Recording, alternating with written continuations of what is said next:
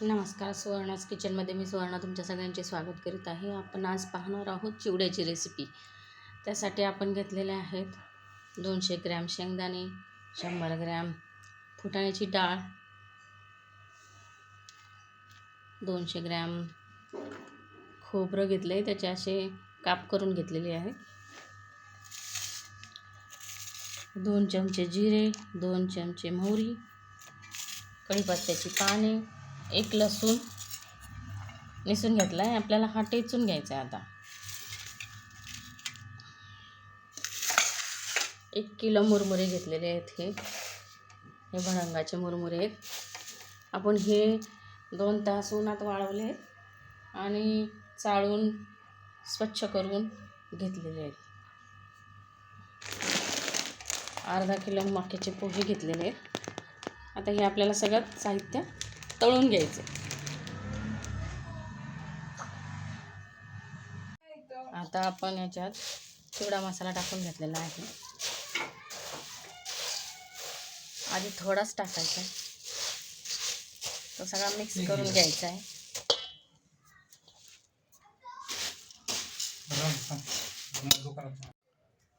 आपण याच्यामध्ये थोडा चिवडा मसाला ॲड करून घेतलेला आहे आधी. आता आपण मक्याचे पोहे साफ केलेले आहेत. आता आपण ते तळून घेणार आहे. अशा प्रकारे तळून घेणार आहे. ते डायरेक्ट मुरमुऱ्यांवर टाकणार आहे. अशा प्रकारे आपण सगळा मकाचा अशा प्रकारे आपण मक्याचे पोहे तळून मुरमुऱ्यामध्ये मिक्स करून घेतलेले आहेत. अशा प्रकारे आपण आता याच्यावर सगळा मसाला टाकून घेतलेला आहे. चिवडा मसाला 1 किलो मुरमुऱ्यासाठी आपण अर्धा किलो मक्याचे पोहे घातलेले आहेत आणि 100 ग्रॅम चिवडा मसाला घातलेला आहे. हे सगळं एकत्र करून घ्यायचं आहे. आपल्याला आता शेंगदाणे आणि ते तळून घ्यायचे. अशा प्रकारे आता आपण इथे शेंगदाणे तळून घेणार आहे. आपले शेंगदाणे तळून झालेले. आता आपण ते टाकून घेणार आहोत चिवड्यावर. आता आपण खोबरं तळून घेणार आहोत. आता आपण पंढरपुरी डाळ तळून घेणार आहोत. हा सगळा चिवडा आपण एकत्र केलेला आहे. आपण याची टेस्ट करून बघितलेली आहे. आता याला चवीप्रमाणे आपल्याला जर वाटत असेल तर वरतून आणखीन चवीप्रमाणे ज्याला जास्त तिखट लागत असेल त्यांनी जरा वरतून, मी 1 चमचा इथं तिखट टाकत आहे.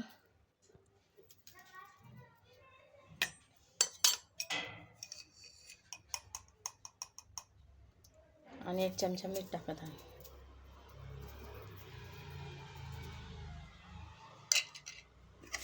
सगळं एकत्र करून घ्यायचं.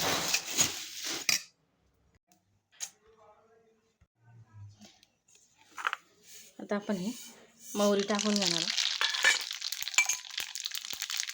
जिरे टाकून घेणार आहोत, लसूण ठेचून घेतला तो टाकून घेणार.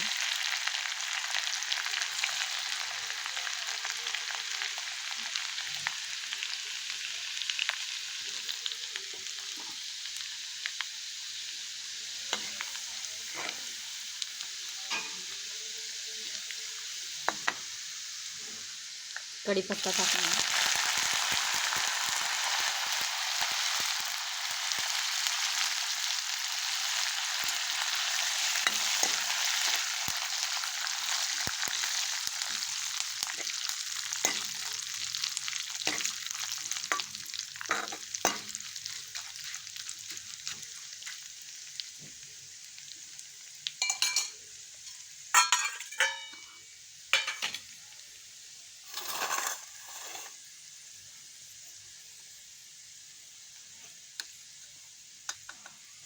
अर्धा चमचा हळद टाकून घेणार.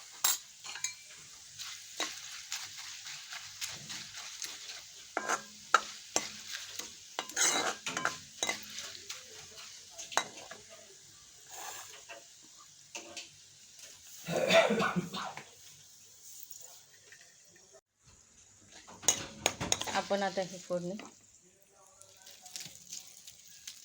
चिवड्यावर टाकून घेणार आहोत आणि सगळं एकत्र करून घेणार.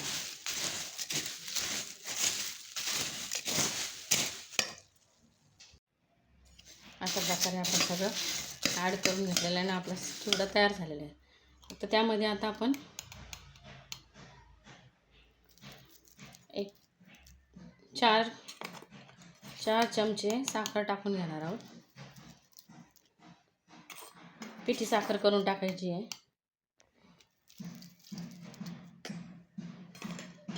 आणि चांगली चव येते.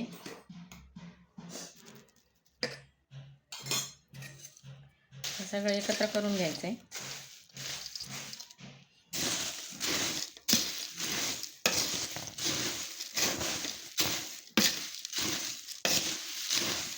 जोपर्यंत चिवडा गरम आहे तोवर टेस्ट करून पाहायचं आहे. त्यामध्ये जर तिखट, मीठ, साखर काय ॲडजस्ट करायचे असेल ते करून घ्यायचं आहे. तेल कमी पडलं असलं तर तेल टाकून घ्यायचं, पण हे सगळं गरम असतानाच करायचं. अशा प्रकारे आपला चिवडा तयार झालेला आहे. तुम्हाला ही रेसिपी कशी वाटली ती कमेंटमध्ये नक्की सांगा. त्याला लाईक, शेअर आणि सबस्क्राईब करायला विसरू नका. बाय.